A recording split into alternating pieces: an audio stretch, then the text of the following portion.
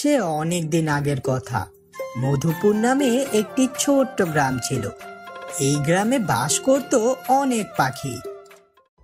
সেই গ্রামের একটি কোণায় বড় একটি গুহায় ছিল এক ডাইনির বাস। রাত হলেই ডাইনি গ্রামের অলিগলিতে ঘুরে বেড়াতো, তাই গ্রামের সব পাখিরা খুব ভয়ে বসবাস করত। কয়েকদিন ধরে ডাইনি গ্রামে এসে শিকার না পেয়ে ফিরে যাচ্ছে। গ্রামের পাখিরা তাদের ঘরের দরজার উপর লিখে রেখেছে বাসায় কেউ নেই। মূর্খ ডাইনি লেখা পড়ে চলে যেত। একদিন এক টুনটুনি দম্পতি তাদের ছানাকে নিয়ে গ্রামে আসলো। বুঝলে টুনিয়া, এই হলো আমাদের গ্রাম।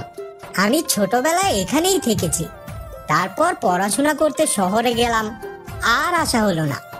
সত্যি তো, তোমাদের গ্রাম অনেক সুন্দর। আমার কাছে গ্রাম খুব ভালো লাগে। আমরা এখানেই থেকে যাব, কি বলো তুমি? হ্যাঁ মা, আমিও গ্রামে থাকতে চাই। গ্রাম অনেক ভালো, অনেক সুন্দর। ঠিক আছে, তা পরে দেখা যাবে। এখন চলো, ভেতরে চলো সবাই। টুন আর টুনিয়ার কথা শেষ হতে না হতেই সেখানে হাজির হলো গ্রামের অন্যান্য পাখিরা। আরে টুন যে, এই অসময়ে গ্রামে আসলে কেন? তাও আবার তোমার ছোট ছানাকে নিয়ে। কি বলছো কাকা? আমার গ্রামে আমি আসবো না? তা আসবে বাবা, কিন্তু এই ছানা নিয়ে গ্রামে এসেছ, সাবধানে থেকো, না হয় ডাইনি যে ছানাকে নিয়ে খেয়ে ফেলবে। রাতে ভুলেও যেন বাসার দরজা খুলে রেখো না। আর হ্যাঁ, মেইন দরজার সামনে বাসায় কেউ নেই লিখে রেখো। এখন আমরা চলি, সন্ধ্যা হয়ে এলো, আর বাহিরে থাকা যাবে না। কাকার কবুতর টুনকে সতর্ক করে চলে গেল। ওগো, গ্রামের সব পাখিদের কথা আমাদের মানা উচিত। আমাদের সতর্ক থাকতে হবে। ধুর, কি যা তা বলছো তুমি? এগুলো কুসংস্কার, আমি এসবে বিশ্বাসী না। ঘুমিয়ে পড়ো তো এখন। টুন ছিল বড্ড তেজি, সে গ্রামের পাখিদের কথা শুনলো না। ওগো, চলো আমরা ঘরের দরজার উপরে লিখে রাখি বাকি পাখিদের মতো, আমাদের ছানার না আবার কোনো বিপদ হয়। টিনিয়া, তোমার কি মনে হচ্ছে না এসব বেশি বেশি হচ্ছে? টুন টিনিয়ার কোনো কথাই তোয়াক্কা করলো না। তারপর টিনিয়া টুনের সাথে রাগ করে শুয়ে পড়ল। রাত হলো, ডাইনি শিকারের খুঁজে আবার গ্রামে আসলো। সবার ঘরের দরজার উপর লেখা দেখে সে বলল, গ্রামের পাখিরা এবার বেশি বাড়াবাড়ি করছে আমার সাথে। আমি কি প্রতিদিন শিকারের খোঁজে আসবো নাকি? আজ তো শিকার নিয়েই বাসায় যাব। এই বলে ডাইনি কাকের বাসার দরজা জোরে জোরে ধাক্কা দিতে লাগলো আর বলতে লাগলো, দরজা খুল বলছি। খুব জ্বালিয়েছিস আমাকে, বোকা ভেবেছিস নাকি আমাকে? আমি ডাইনি, খাবো তোদের মজা করে। কেউ দরজা খুলল না, তাই ডাইনিটা রেগে যেয়ে আরো জোরে জোরে দরজা ধাক্কা দিতে লাগলো। আমি জানি তোরা বাসায় আছিস, জলদি বেরিয়ে আয়, নয়তো দরজা ভেঙে ফেলবো। সোনা বউ, জলদি চলো, আলমারিতে লুকিয়ে পড়ি। মনে হচ্ছে ডাইনিটা এক্ষুনি দরজা ভেঙে ঘরে চলে আসবে। চলো, আমরা জলদি ওই আলমারিতে লুকিয়ে পড়ি। ওগো, আমি আমার হাঁসটাকে ছেড়ে কিভাবে যাব? আমি যে আমার হাঁসটাকে বড্ড ভালোবাসি। আগে নিজের প্রাণটা তো বাঁচাও, পরে হাঁসকে বাঁচানো যাবে। কাক তার বউকে নিয়ে আলমারিতে লুকিয়ে পড়ল। ডাইনি দরজা ভেঙে ঘরে ঢুকে পড়ল আর এদিক সেদিক তাকিয়ে সেই হাঁসকে দেখতে পেল। ওই তো একটা হাঁস পড়ে আছে, কিন্তু অন্য কাউকে তো দেখতে পাচ্ছি না। এখন কি করব? এভাবে কতদিন না খেয়ে থাকবো? ডাইনি এদিক সেদিক ঘুরে ছানা খুঁজতে লাগলো, কিন্তু কাউকে খুঁজে পেল না। আজ বরং এই হাঁসটাকেই খেয়ে নি। কতদিন কোনো ছানা পাই না। ছানা খেতে যে কি মজা। যাই, আজ বরং হাঁস খেয়ে ফিরে যাই। মিটি মিটি পায়ে ডাইনি হাঁসের দিকে এগিয়ে গেল আর হাঁসকে ধরে সেখানেই খেয়ে ফেলল। সেই রাতে হাঁস খেয়ে ডাইনি চলে গেল।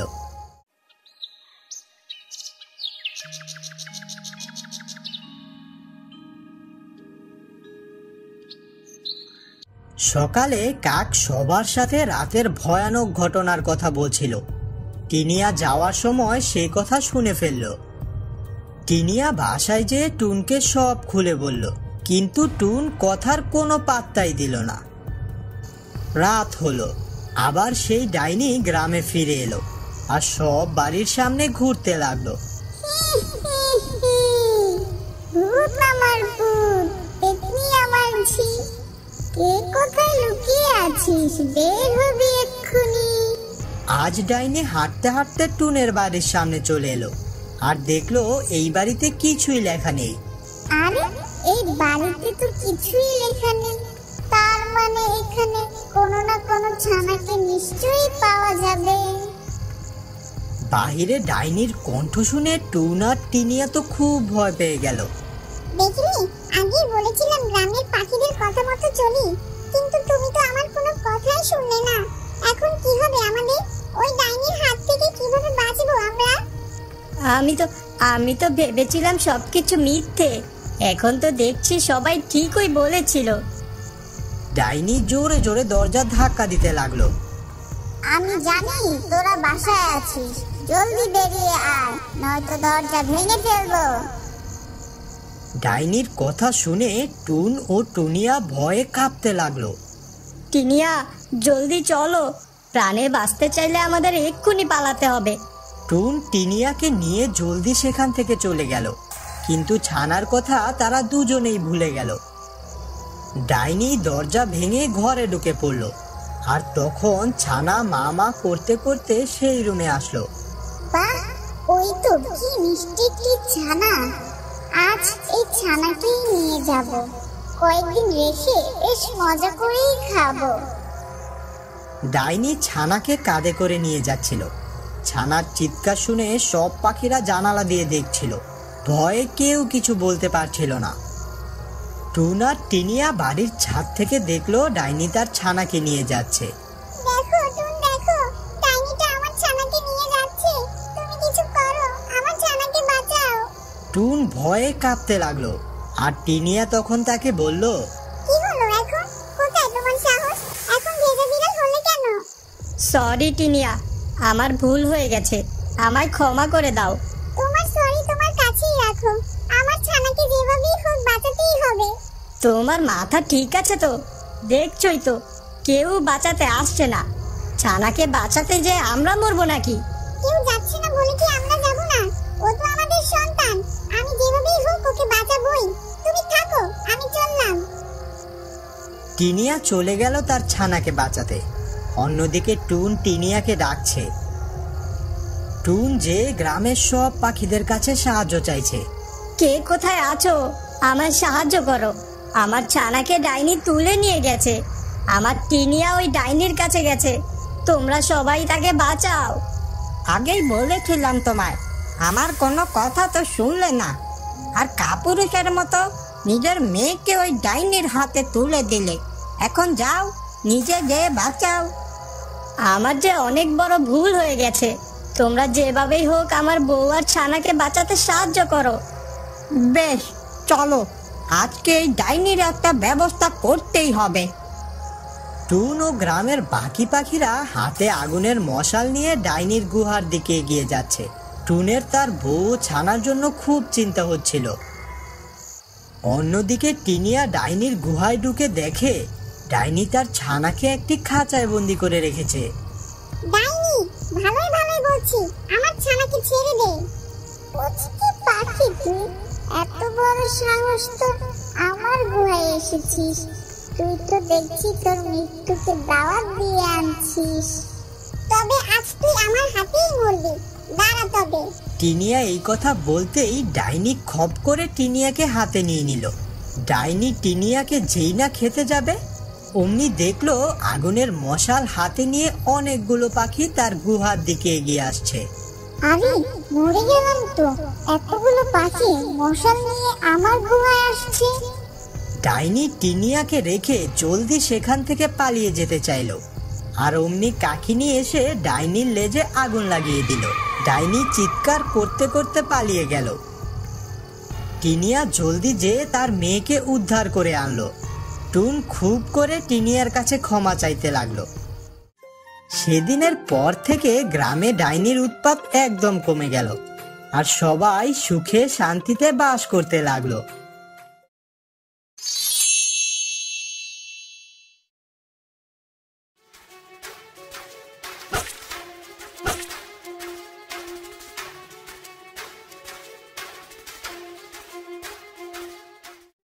সে অনেক দিন আগের কথা।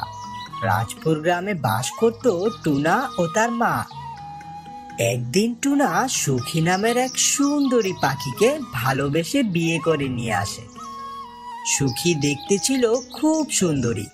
টুনা, আমার বোনকে বলে রেখেছিলাম আমার বোনের মেয়ে অন্যের সাথে তোকে বিয়ে দিব, আর তুই এখন মুখ পোড়া মেয়েকে বিয়ে করে নিয়ে এসেছিস। মা, সুখী খুব ভালো মেয়ে, আমায় খুব ভালোবাসে। আমি সুখীর সাথে ভালো থাকবো মা। টুনার মা সুখীকে মোটেও পছন্দ করত না। টুনা কাজে গেলে প্রতিদিন সুখীকে খুব কটু কথা শোনাতো। টুনা তার মায়ের অমতে বিয়ে করেছে, তাই টুনার মা সুখীকে দেখতে পারে না। এভাবেই তাদের সংসার চলছিল।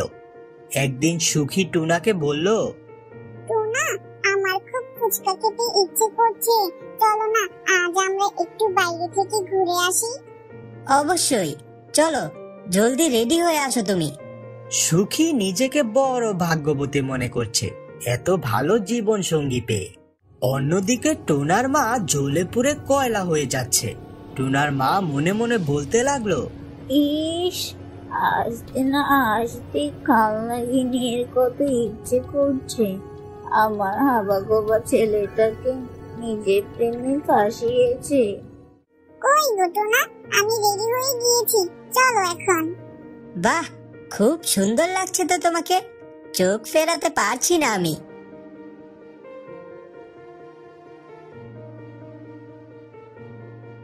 মা, ও মা, আমি আর সুখী বাইরে ঘুরতে বের হচ্ছি। ঠিক আছে। টোনা সুখীকে নিয়ে বের হওয়ার পর টোনার মা মনে মনে কুবুদ্ধি রটতে লাগলো। না, এখন তো বেশি বাড়াবাড়ি হচ্ছে। এ কালনাগিনীর একটা ব্যবস্থা করতেই হবে আমাকে। যে করেই হোক ওকে আমার ছেলের জীবন থেকে সরাতে হবে। সন্ধ্যায় টোনা আর সুখী বাসায় আসলো। খাওয়া দাওয়া শেষ করে তারা রাতে শুয়ে পড়ল।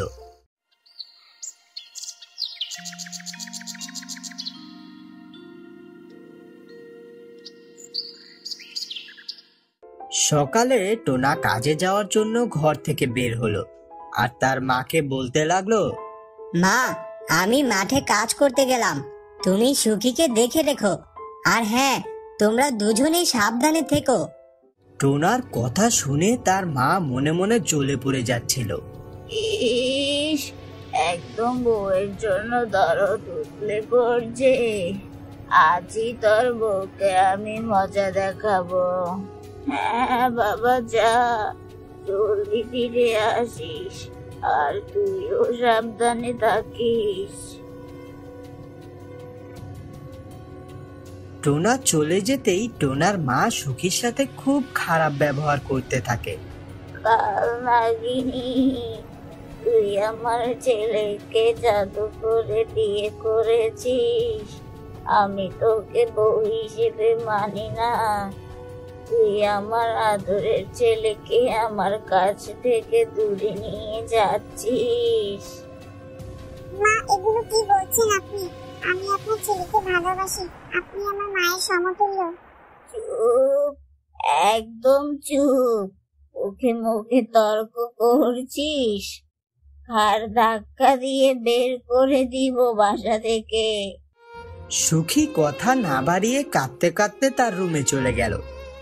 অন্যদিকে টোনার মা বুদ্ধি করলো, রাতে টোনা আসলে মিথ্যা কথা বলে টোনা আর সুখীর মধ্যে ঝগড়া বাজাবে।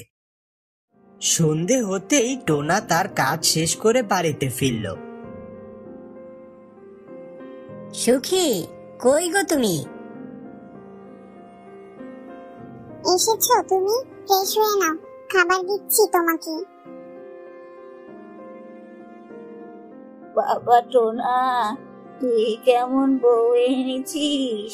দুদিন না হতে হতেই আমাকে বাসা থেকে তাড়িয়ে দেয়ার হুমকি দেয়। কি বলছো মা? সুখী তো এরকম মেয়ে না। তুমি সত্যি বলছো সুখী তোমায় বাসা থেকে বের করার কথা বলেছে? ও, এখন মায়ের কথাও বিশ্বাস হচ্ছে না। হায় খোদা, ওই বউ তো আমার ছেলের মাথাটা একদম খেয়ে নিয়েছে। এই ছেলেকে মানুষ করেছি, এই ছেলে এখন আমার কথাই বিশ্বাস করছে না। টোনা তখন আর কথা না বাড়িয়ে তার রুমে চলে গেল। টোনা রাতে ঘুমানোর সময় সুখীকে জিজ্ঞেস করলো, সুখী, তোমার মন খারাপ নাকি? মা কি কিছু বলেছে তোমায়? তুমি আমার মায়ের কথায় কোনো কষ্ট পেয়েছো? তোমার মা তো আমার মায়ের মতোই, বকবে আবার ভালোবাসবে। কয়েকদিন পর টোনার মা খুব ভয়ানক এক বুদ্ধি করলো। সে সুখীকে মেরে ফেলার সিদ্ধান্ত নিল। একদিন সকালে টোনা কাজে যাওয়ার পর টোনার মা সুখীকে বলল, সুখী, কোথায় আছো বৌমা?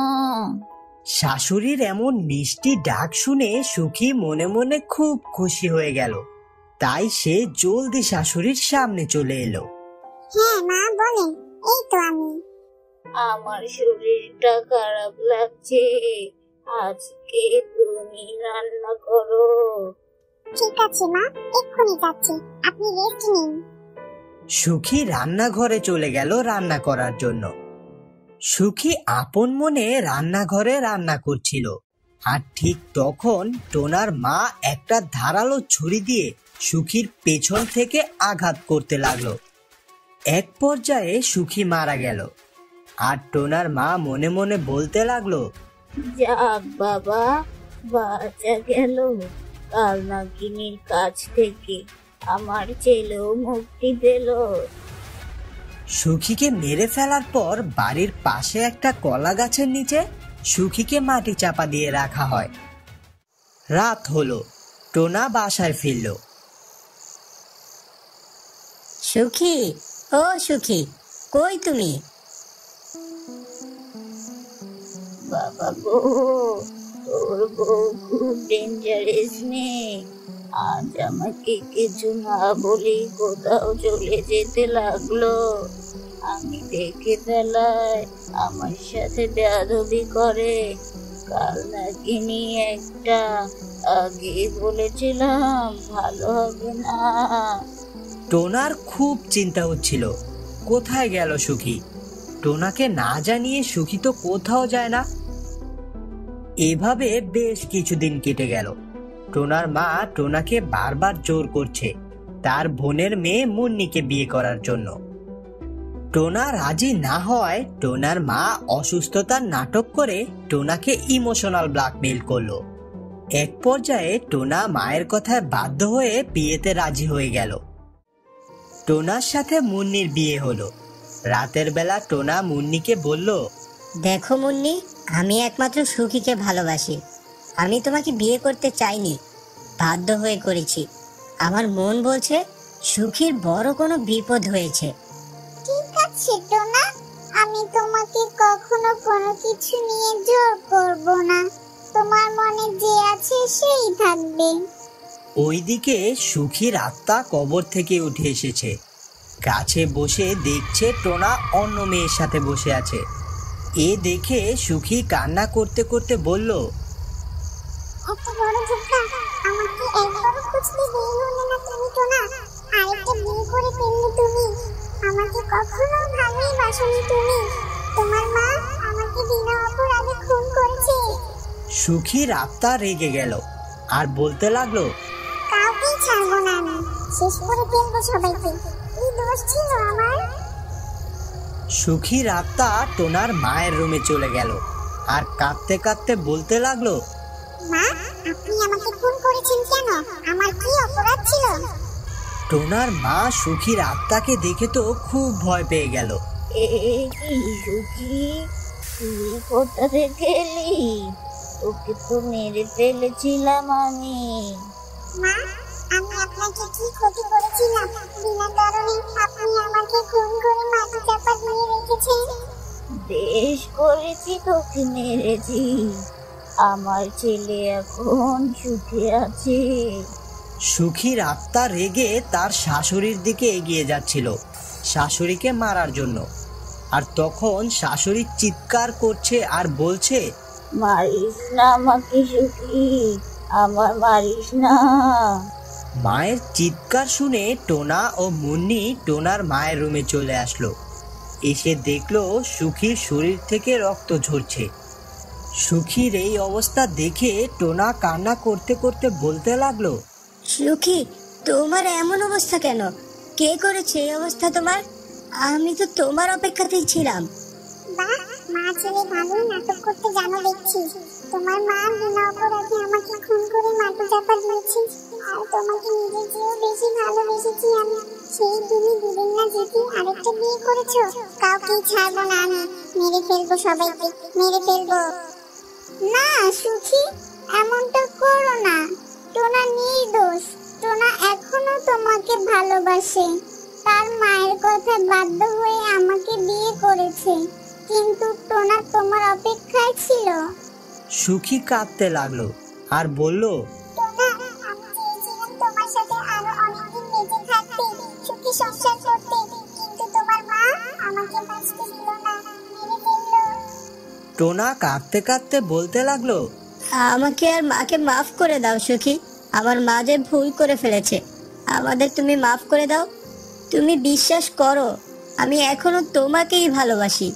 মুন্নিও সুখীকে খুব করে রিকোয়েস্ট করলো তাদের মাফ করে দেওয়ার জন্য। টোনার কথা ভেবে সুখীর আত্মা মাফ করে দিল তাদের। ঠিক আছে, তুমি যেহেতু বলছো, আমি তোমার মাকে মাফ করে দিলাম। তুমি সুখী থেকো টোনা, তুমি আমার ভালোবাসো শুনে আমার খুব ভালো লাগলো। আমার দেখা হবে টোনা, ভালো থেকো টোনা। সুখীর ডাইনি আত্মা সেদিনের মতো মুক্তি পেয়ে গেল। আর টোনা সুখে শান্তিতে মুন্নিকে নিয়ে বসবাস করতে লাগলো।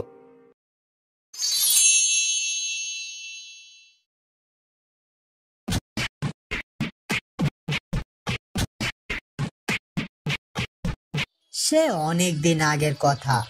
রাজপুর গ্রামে বাস করত এক গরিব টোনা ও তার গর্ভবতী বউ চুমকি। চাষবাস করেই টোনার সংসার চলতো। সেই গ্রামে ছিল এক জমিদার ঈগল পাখি। জমিদার ঈগল পাখি ছিল খুবই দাম্ভিক ও লোভী। গ্রামের সব পাখি জমিদারের ওপর বেজায় বিরক্ত ছিল, কিন্তু কেউ জমিদারের কিচ্ছু করতে পারত না। কারণ যখন কারো কোনো খাবারের প্রয়োজন হতো, সবাই তখন জমিদারের কাছেই যেত। সেবার টুনির জমিতে চাষবাস ভালো হচ্ছিল না, ঘরে খাবার নেই। অন্যদিকে টুনার বউ চুমকি ঘরে না খেয়ে আছে। চুমকি, কি হয়েছে তোমার? শরীরটা কি খারাপ লাগছে? হ্যাঁ বলো টোনা, একটু চোখ লেগে গিয়েছিল, ভীষণ ক্ষুধা পেয়েছে। বাজার এনেছো? কি করে আনি বলো?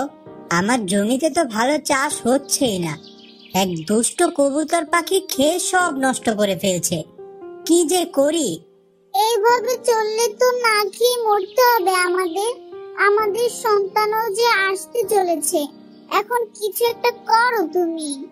ভীষণ ক্ষুধা পেয়েছে, ঘরে কি খাবার কিছুই নেই? না গো, আমিও তো না খেয়ে আছি। খাবারের অভাবে শরীরটাও যে বেশ দুর্বল লাগছে আজকাল। আচ্ছা, তুমি বসো, আমি খাবার চেয়ে নিয়ে আসছি। টুনা পাশের বাসায় যে টিয়ার থেকে কিছু খাবার চেয়ে নিয়ে আসলো। খাবার এনে টুনা চুমকিকে খাইয়ে দিতে লাগলো। এই নাও চুমকি, খেয়ে নাও। ঠিক আছে। খাওয়া শেষে চুমকি টুনাকে বলল, বলছিলাম তুমি না হয় কাল জমিদারের কাছে যাও, কিছু খাবার নিয়ে আসো, ফসল বিক্রি করে পরিশোধ করে দিও। হ্যাঁ, আমিও তাই ভাবছি। এছাড়া তো আর কোনো উপায় দেখছি না। পরদিন সকালে টুনা জমিদারের বাসায় হাজির হলো। এবং বলল, জমিদার বাবু, ও জমিদার বাবু, বাসায় আছেন নাকি? টুনার কণ্ঠ শুনে ঈগল জমিদার ঘর থেকে বের হয়ে আসলো। কি ব্যাপার টুনা, কি হয়েছে তোর?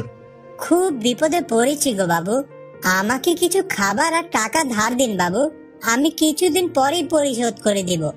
বেশ, তা তো বুঝলাম, কিন্তু তুই পরিশোধ করবি কি করে শুনি? আপনি কোনো চিন্তা করবেন না বাবু, আমার ফসল বিক্রি করে আমি আপনার সব টাকা পরিশোধ করে দিব। দেখ টুনা, তোকে আমি আমার ভাইয়ের মতো ভাবি, পরিশোধ না করতে পারলে কি করবি তাই বল। দরকার হলে আমি আমার জমি বিক্রি করে দেব বাবু। বেশ, তাহলে এই কথাই রইল, টাকা আর খাবারের বদলে জমি দিবি, এই মনে থাকে যেন। এই বলে জমিদার টুনাকে কিছু টাকা আর খাবার দিল। টুনা হাসি মুখে বাসায় চলে গেল। বউ, ও বউ, এই দেখো বাজার নিয়ে এসেছি। হ্যাঁ গো, কোথায় পেলে এত বাজার? আজ যে জমিদারের কাছে গিয়েছিলাম, জমিদার বাবু কিছু টাকা আর খাবার দিল।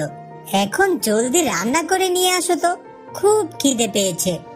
ঠিক আছে, যাচ্ছি। চুমকি খুশি মনে রান্না করতে চলে গেল। রান্না শেষে টুনা আর চুমকি একসাথে খাওয়া দাওয়া করলো।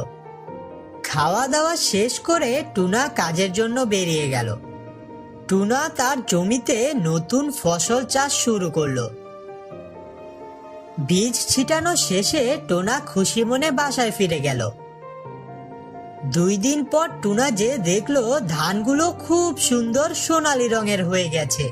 টুনা মনে মনে ভাবলো, আর মাত্র কিছুদিন, এরপর আর কোনো অভাব হবে না আমাদের সংসারে। এই বলে টুনা বাসায় চলে গেল আর খুশিতে বউকে বলতে লাগলো, বউ, কোথায় তুমি? আজ যে আমি বড্ড খুশি। তাই নাকি? তা এত খুশি কি জন্য শুনি? ধানগুলো যে সোনালী রঙের হয়েছে গো, আর মাত্র কিছুদিন, তারপর আমাদের সংসারে আর কোনো অভাব থাকবে না। ধান বিক্রি করে জমিদারের ঋণ শোধ করে দিব, তারপর তুমি আর আমি সুখে শান্তিতে থাকবো। কয়েকদিন পর টুনা যে দেখলো তার সব ধান দুষ্ট কবুতররা খেয়ে নষ্ট করে ফেলেছে। হায় সর্বনাশ, এ কি হলো আমার? আমার এত কষ্টের ফসল এভাবে নষ্ট কে করলো?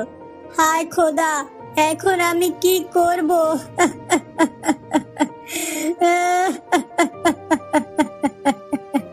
টুনা মন খারাপ করে জমিদারের বাড়ি গেল আরো কিছু টাকা আর সময় চাওয়ার জন্য।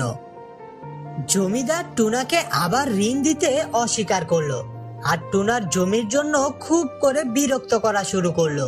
দেখ টুনা, তুই আমার থেকে ঋণ নিয়েছিস জমি দেওয়ার বদলে, সে ঋণ তো পরিশোধ করতে পারলি না, তুই বরং তোর জমি দে আমায়। জমিদার বাবু, ওমন অত্যাচার করবেন না, ওই জমি ছাড়া যে আমার আর কিছুই নেই। আমি দিনরাত এক করে পরিশ্রম করব, তারপর আপনার টাকা পরিশোধ করে দেব। আমাকে একটু সময় দিন বাবু।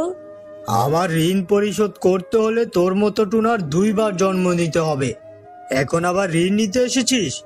আমার টাকা না দিলে পরিণতি খুব খারাপ হবে বলছি, দূর হ ছোট লোক। জমিদার টুনাকে খুব করে অপমান করে তাড়িয়ে দিল। টুনা কাঁদতে কাঁদতে বাড়ি ফিরে গেল। টুনা বাসায় এসে দেখলো চুমকি খিদার যন্ত্রণায় ছটফট করছে। আমাকে কিছু খেতে দাও টুনা, খুব খিদে পেয়েছে আমার। আমার তো বিষ খাওয়ারও পয়সা করি নেই চুমকি, আমাকে মাফ করে দাও। আজকে আমার জন্য তোমাকে এমন দিন দেখতে হচ্ছে। আমি প্রতিবেশীর থেকে খাবার চেয়ে আনছি, তুমি একটু অপেক্ষা করো। এভাবে বলো না গো, তুমি আমার পাশে আছো, আমার আর কিচ্ছু চাই না। প্রতিবেশীকে বলো ওদের খাবার জলদি ফিরিয়ে দিব। টুনা কিছু খাবার এনে চুমকিকে খাইয়ে দিল। 2 দিন পর জমিদারের লোকেরা গ্রামে এসে টুনাকে পিটিয়ে মেরে ফেললো, কিন্তু গ্রামের কোনো পাখির সাহস হলো না এগিয়ে আসার। চুমকি এ বিষয় জেনে খুবই দুঃখ পেল আর একা একা খুব করে কাঁদতে লাগলো। চুমকি ঘরের মধ্যে এক মুঠো খাবার পাচ্ছিল না। খিদার তাড়নায় সে বেরিয়ে পড়ল গ্রামের লোকেদের কাছে খাবার চাইতে, কিন্তু জমিদারের ভয়ে কেউ তাকে খাবার দিল না। এভাবেই খিদেতে ছটফট করে চুমকি মরে গেল। রাত হলেই চুমকির আত্মা গ্রামের লোকদের দরজা খটখট করে শব্দ করত আর সবার কাছে খাবার চাইতো। কে আছিস? আমায় কিছু খাবার দে, খিদে প্রাণটা আমার বেরিয়ে গেল। চুমকির কণ্ঠ শুনে ভয়ে কেউ আর দরজা খুলতো না। একদিন চুমকির আত্মা কবুতরের বাসার দরজা খটখট করতে লাগলো আর ডাইনি থেকে সুন্দর এক পাখির রূপ ধারণ করলো। জানালা দিয়ে কবুতর সুন্দর পাখিকে দেখে বলল, কে তুমি? এত রাতে আমার বাসায় কি চাও? আমি চুলবুলি, আমার খুব খিদে পেয়েছে, আমাকে কিছু খেতে দাও। খাবার তো শেষ হয়ে গিয়েছে। আমাকে অল্প কিছু খাবার দিলেও আমি খেয়ে বাঁচতে পারবো, একটু দয়া করো। আচ্ছা দাঁড়াও, খাবার নিয়ে আসছে। কবুতর দরজা খুলে একটা রুটি এনে ওই ডাইনিকে দিল। আর তখন সুন্দর পাখি সাজা ডাইনি নিজের আসল রূপে ফিরে এলো। আমি রুটি চাই না, তোর রক্ত চাই। হি হি হি। আমি কি দোষ করেছি বলো? আমাকে ছেড়ে দাও, মেরো না, মেরো না, আমায় ছেড়ে দাও। এই বলে কবুতর পালাতে চাইলো, কিন্তু ডাইনি কবুতরকে ধরে মেরে ফেললো। আমাকে কোনো গ্রামবাসী খেতে দেয়নি, আমাকে আর আমার বাচ্চাকে খিদে ছটফট করে মরতে দিয়েছিল। কাউকে ছাড়বো না আমি। হি হি হি, আমি প্রতিশোধ নিব। সেদিন থেকে ডাইনি গ্রামে ভয়ের পরিবেশ সৃষ্টি করে দেয়, আর ভুল করে যেই দরজা খুলতো তাকেই মেরে ফেলতো সেই ডাইনি। তারপর এক রাতে ডাইনি জমিদারের বাড়ির দরজা খটখট করতে লাগলো। সুন্দরী পাখির রূপ ধারণ করে বলতে লাগলো, আমার ক্ষুধা পেয়েছে, আমাকে কিছু খেতে দাও। এত রাতে আবার কে এসেছে? আমার ক্ষুধা পেয়েছে, আমাকে কিছু খেতে দাও। কে তুমি? আমার বাসায় কেন এসেছো? যাও এখান থেকে, বিরক্ত করো না তো। আমার ক্ষুধা পেয়েছে, একটা রুটি দাও, আমি চলে যাব। জমিদার ঈগল উকি দিয়ে দেখলো সুন্দরী এক টিয়া। জমিদার তার সৌন্দর্যে আকৃষ্ট হলো আর একটা রুটি নিয়ে এসে দরজা খুলে বলল, বাহিরে দাঁড়িয়ে আছো কেন? ভেতরে এসো। জমিদার সুন্দরী টিয়াকে বাড়ির ভেতরে নিয়ে দরজা লাগিয়ে দিল। আর তখন ডাইনি নিজের আসল রূপে ফিরে আসলো। কিরে জমিদার, আমার সৌন্দর্যের লোভে পড়েই গেলি তবে? হা হা হা, আমার স্বামীকে প্রাণে মেরেছিস, আমায় আর আমার বাচ্চাকে ক্ষুধায় মেরেছিস। ছাড়বো না আজ তোকে, কিছুতেই ছাড়বো না, তোর রক্ত খাবো। মাফ করে দে আমায়, ভুল হয়েছে আমার, আমায় ক্ষমা করে দে। আমি তো টোনাকে ইচ্ছে করে মারিনি। মাফ কর, মাফ করে দে আমায়, মাফ করে দে। ডাইনি জমিদারকে ধরে তার দেহ থেকে মাথা আলাদা করে ফেললো। আহ, শান্তি লাগছে, খুব শান্তি লাগছে। আমার টুনের মৃত্যুর প্রতিশোধ নেওয়া হয়ে গেছে। আমি এখন আমার টুনের কাছে চলে যাই। এই গ্রামের অসহায় পাখিদের মেরে শান্তি পাবো না। এখন আমি বিদায় হই। সেদিন চুমকির ডাইনি আত্মা মুক্তি পেয়ে গেল আর গ্রামবাসীরও ভয় দূর হয়ে গেল।